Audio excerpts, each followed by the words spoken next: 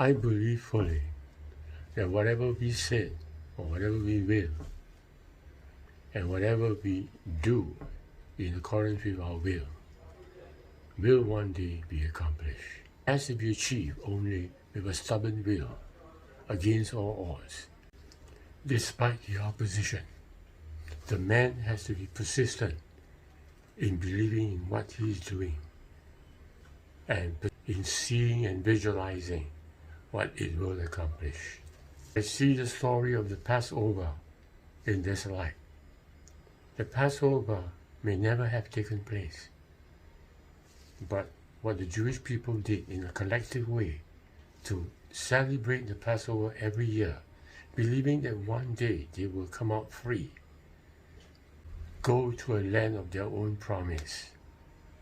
That belief and that celebration or ritual they do every year will one day bring about the result. In other words, the Passover, the Day of Atonement, is not so much a prophecy as is actually the act of our will to accomplish and to create our own destiny. I like to share this story which I got from YouTube. It's a remarkable person.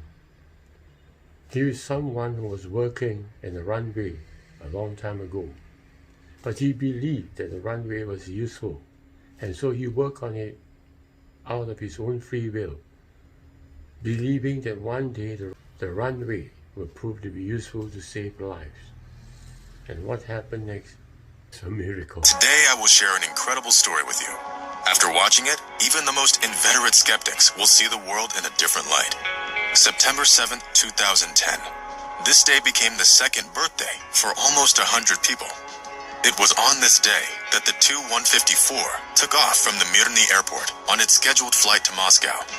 The takeoff went well, and nobody expected anything to go wrong. The 72 passengers and 9 crew members who were on board at the moment couldn't even imagine that the flight would be much shorter than expected. Actually, the aircraft only got as far as the village of Isma, located in the Komi Republic. 3 hours into their flight, the passengers were enjoying their flight in complete peace of mind. However, the plane wasn't meant to reach its intended destination.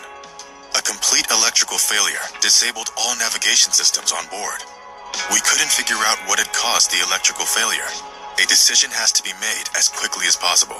It was clear that there was no way to reach the destination or find a suitable alternative airfield.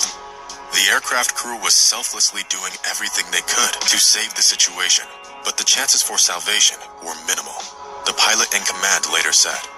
At that moment, the experienced crew members had only one thought: would they manage to save dozens of people's lives? However, they had no idea who would play a critical role in this emergency situation. And now, I'll introduce another person, the one who became the protagonist of this story. Sergei Sotnikov, the supervisor of the helipad in Isma. Several years before the events described in the story, there had been a small airport in that village. Being virtually abandoned, it was made into a helipad in late 2009, supervised by Sergei Sotnikov. The man spent a lot of time at work and was very diligent. He did many different jobs, but most importantly, he maintained the runway, even though it wasn't in his job description, and thus, he didn't even get paid for it. As our hero later said, I'd been told to give up that difficult work 100,000 times because the airport had long been closed, and there was no need for that runway. But even though nobody recognized my hard work, I believed in it. I believed that years later, a plane would land in our village. So did he create a miracle for himself? Yes, I think he did. The man single-handedly maintained the runway in order for 12 years. He had to pull out the willow, which grew again and again between the slabs. Sergei also put a lot of effort into the runway drainage, realizing that unless he did it, the slabs would simply become unusable soon. In addition, he often argued with local residents who'd ride horses or park their cars on the runway. And one time, his neighbor chopped a pile of firewood and just left it right on the tarmac. Sergei didn't speak to him for several months after that. Notice, he was persistent in his effort. He never stopped short of it. He kept believing that whatever he wanted will come true. If only they knew that his long-standing hard work would soon save the lives of almost 100 people, and all the world's media would talk about him as a real hero. In the meantime, panic and anxiety were heating up on board of the plane. The experienced Tu-154 crew realized that they urgently needed to find a place for an emergency landing. The fuel pumps were abandoned. Unfortunately, the runway was too short, and the aircraft overran it. Without a moment's hesitation, the pilots started an emergency landing. Flying a plane without navigation systems was like looking for a black cat in a dark room. Thus, they had to make do with what they had. A glass of water served as a horizon indicator, and the pilots' eyes were the only radar. Everyone held their breath. After all, they understood that they were just inches away from crashing. The electrical failure had also disabled the flaps control system, and therefore they had to land at a speed of 350 to 380 kilometers per hour, which was much higher than the normal 207 kilometers per hour. 2 attempts to land were aborted, allowing the pilots to access the condition of the runway. It was only on their 3rd try that a successful emergency landing was made at 07:55 local time. The crew's nerves were on edge, hearts racing, but their professional and well-coordinated work got the plane finally landed. Unfortunately, the runway was too short, and the aircraft overran it, ending up in vegetation.